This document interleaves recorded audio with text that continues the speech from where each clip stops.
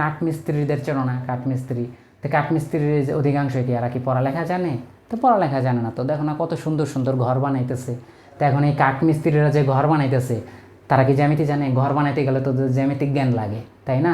কারণ এই যে ঘর বানাতে গেলে তুমি চাল কোন অ্যাঙ্গেলে দিবা, টিনের ঘর যারা বানাচ্ছে, বিভিন্ন ধরনের ঘর বানাচ্ছে, কোন অ্যাঙ্গেলে চাল দিবা, কোন অ্যাঙ্গেলে দিবা, ঠিক আছে, উঁচু নিচু হইলো কি না, এই মাপজোক, এগুলো জ্যামিতিক বিষয় না?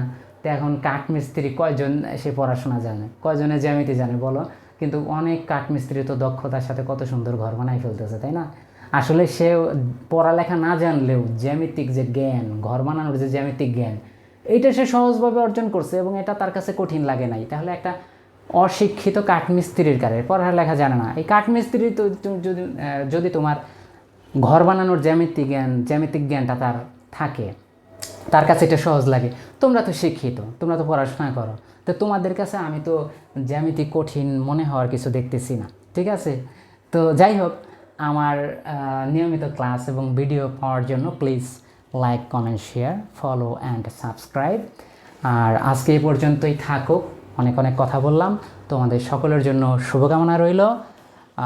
Convey my salam to the elders, especially to your parents, and love to the youngers. Allah Hafiz.